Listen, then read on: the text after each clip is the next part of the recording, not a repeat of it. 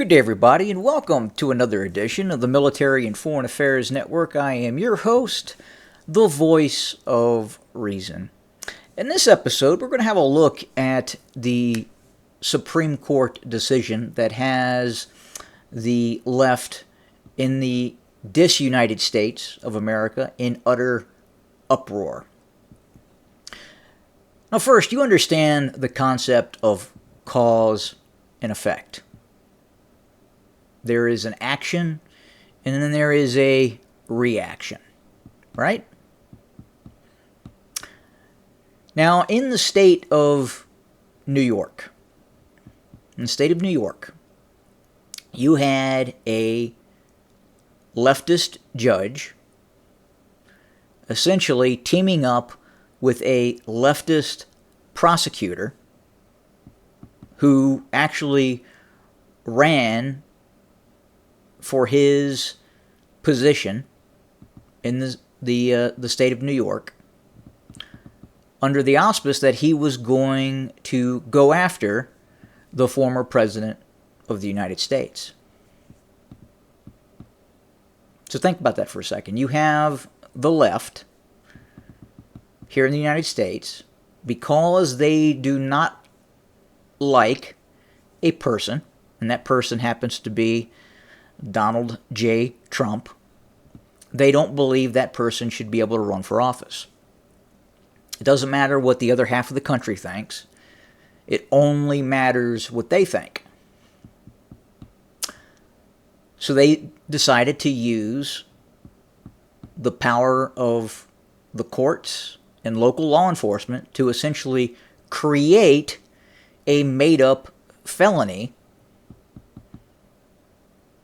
to go after the former president. And obviously this had the approval of the current administration in power under Joseph Biden. This is the direct and intentional process of targeting your political enemies with the justice system that you control. Now, while the Supreme Court decision in reference immunity was not so specifically looking at what happened in New York, I have to imagine it was on their minds, especially when you see a hardcore left-wing judge who probably shouldn't even be an American citizen, from Colombia, and a radical leftist prosecutor who ran on the fact that he was going to go after and find something on Donald J. Trump. And in this case, he simply created law.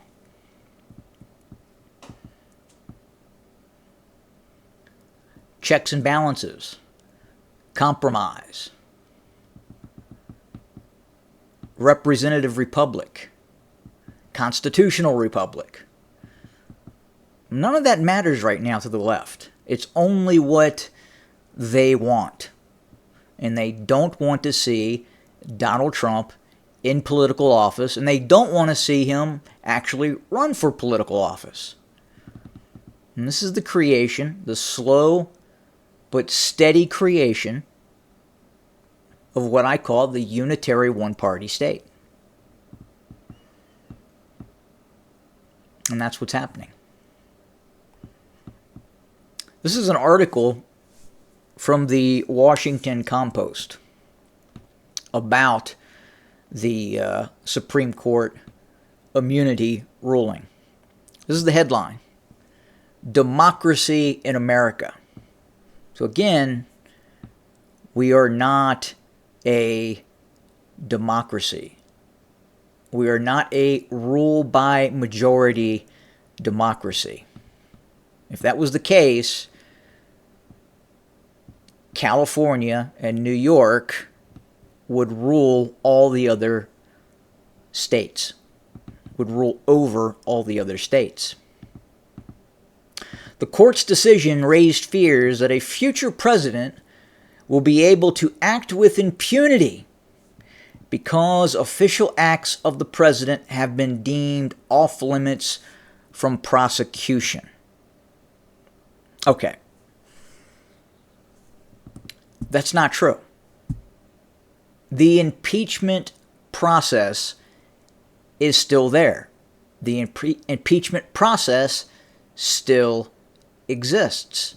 That is how you prevent a rogue president. That is not what is happening. Donald J. Trump is not the president. He is a former president. The Joseph Biden administration is attempting to prevent him from becoming president again through the use and force of its controlled Justice Department. They act as if Donald Trump is sitting on a throne at this minute and controls the country. He's not. He's gone. He's not the president. But he is being targeted by leftists here in the United States who want to create that unitary one-party state under Democrat control. And that's what's happening. They are using the justice system against not just him, but against hundreds of political enemies.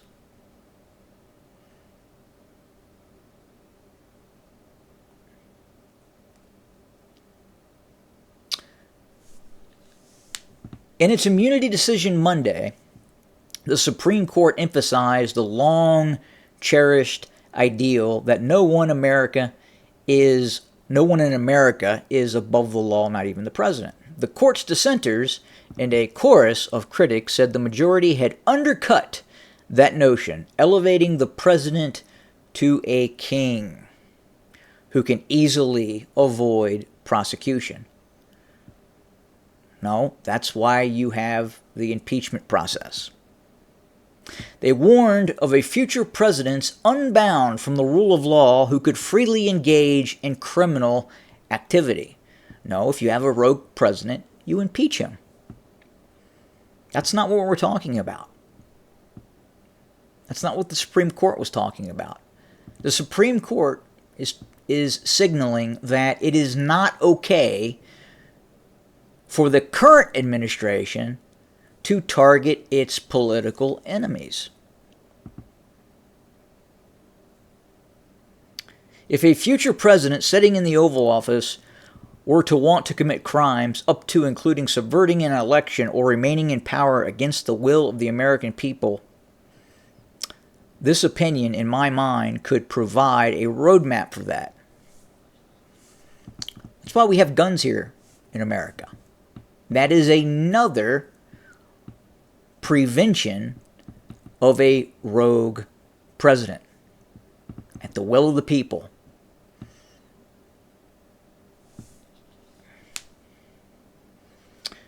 And this meandering just kind of goes on from the Washington Compost. And they are completely oblivious in terms of what is happening right now in regards to these rogue prosecutors, these rogue leftist prosecutors and judges attempting to subvert the will of the people.